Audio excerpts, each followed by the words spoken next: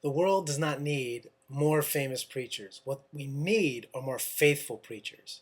My name is Joe Miller, and in this episode of the 10-Minute Teacher, I want to explain why, if you are called to preach and teach the gospel of Jesus Christ, you need to discover ways to be online.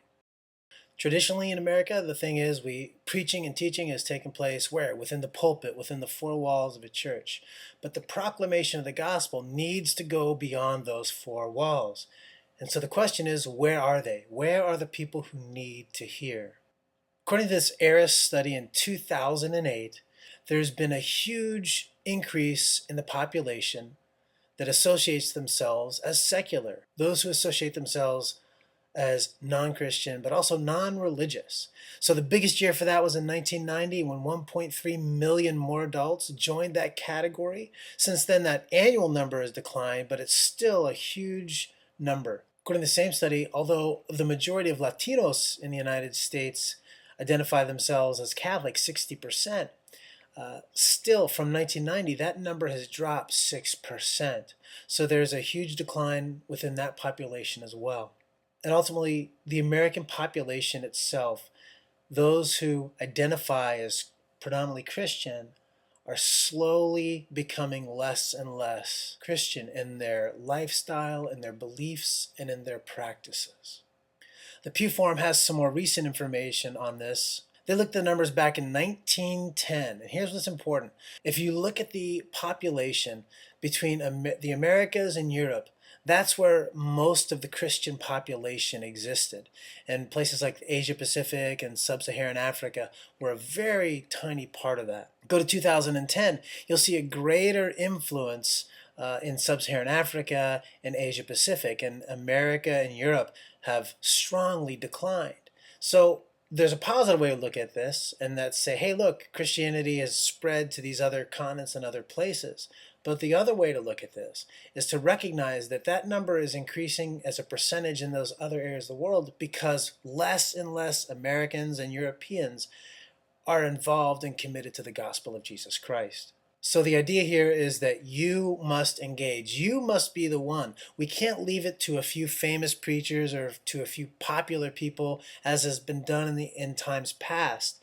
We have to be the ones individually. If we are called to preach and teach the gospel, we have to go online to do it. Look at the model of Jesus. Luke 5, 1-3 says it this way. One day Jesus was preaching on the shores of the Sea of Galilee. Great crowds pressed in on him to listen to the word of God. He noticed two empty boats at the water's edge, for the fishermen had left there and were washing their nets. Stepping onto one of the boats, Jesus asked Simon, its owner, to push out into the water. So he sat in the boat and taught the crowds from there. The important lesson we see from Jesus is that you are called to proclaim the gospel, so be where people are at. He was by the seas. He was wherever people were gathered. He went so that he could be there in their context, using whatever means available, fishing boats in this example, is so he chose a platform that will give him the best voice possible. Second key is this, look, you need to create a place to be. Matthew 14:13 says this, as soon as Jesus heard the news, he left in a boat to a remote area to be alone. But the crowds heard where he was headed and followed on foot from many towns. So see, in some cases, Jesus went where the people were and he found a way to engage them in a way that they would understand. But often, even when Jesus would go to be alone, the crowds found him because Jesus was himself a draw and attraction, but he created a place, he created a presence really where people wanted to be. And that's what you need to create, is a place where people want to gather to hear the message that you are proclaiming. You are the voice of Jesus, and everything you do should naturally and easily connect people to him. This should be an outflow of who you are, your life. It should not take great effort. It should not take great acclaim to get you to do what God has put in you. You should just do it naturally, and that will be what draws people. So here's now the question. Where are the people? What are the gathering places that are out there? And here's an interesting study that shows there was a huge shift since the Industrial Revolution of where people are at. Look at this, and YouTube is the second largest search engine on the web. 50% of YouTube's 300 million users go at least once a week. Check it out. 3.5 billion pieces of content are shared each week on Facebook. 96% of 18 to 35-year-olds are on a social network. And guess what? The people in that age group are the people that are leaving the church, that are not interested in hearing the gospel. So here is where those people are at. Here's where they're gathering, and here is where you need to be with the gospel of Jesus Christ. Look at these other numbers. 1 in 5 Americans age 18 to 35 use Twitter. That's staggering. And that tells us that we are missing opportunities to reach the people that need to be reached. So if we look at some other online trends, the average American spends more than 60 hours a month online. That averages out to about 30 days a year people are online. 22% of people's time is spent doing social networking, 42% viewing content. But here's what I see as an opportunity to engage. Now we take that number of what people are doing online, and then we look at this study from the Pew Forum. And it says, what are people's motivations for using social networking sites? Well, according to this, 67% of people are staying in touch with current friends. 64% are staying in touch with family members, and 50% are connecting with old friends you've just lost touch with. Those are the major reasons. Look at that and add that to people, that's the minor reasons. We get a huge percentage of people are on there. Why? To build relationship, to connect. So everyone's on their social networking, they're reading blogs, they're doing their activities on Facebook and YouTube.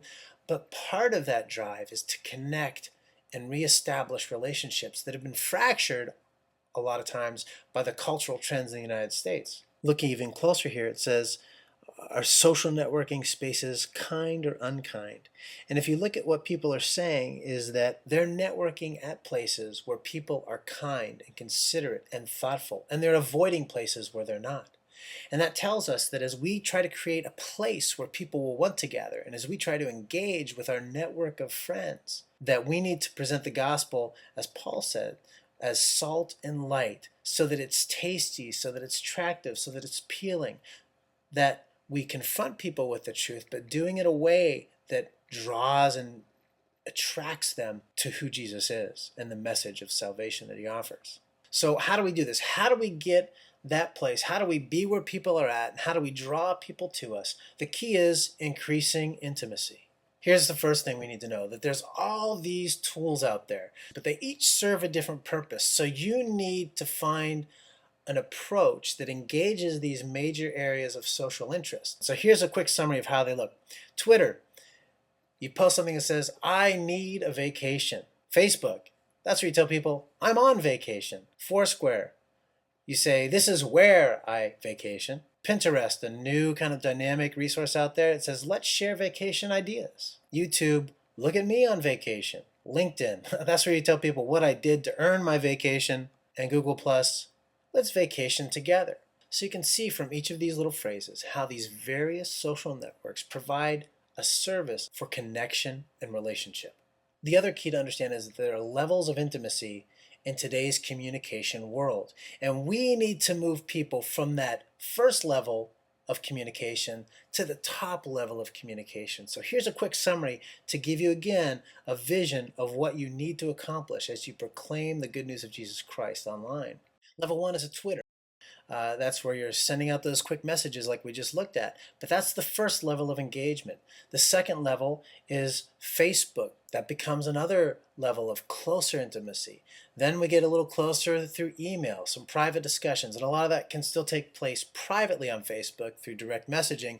But this idea is we're moving from a very public to a little more private relationship. Then we move to text messaging, to sending instant messages, even sending to letters and physical mail, then talking onto the phone. Video chat is a way to begin to get some more intimacy with people who are far away, and finally talking face to face. That is not replaced by social media and social networks, but those networks, beginning with things like Twitter, moving through Facebook, even things like the phone, which are been around a lot longer. All those are ways to move us to deeper levels of intimacy and relationship. And that's what people are looking for. Thanks for watching this episode of the 10-Minute Teacher, and I pray you leave inspired to live your faith and ultimately preach and teach the good news of Jesus Christ in the online community that is out there right now, ready and willing to trust your voice.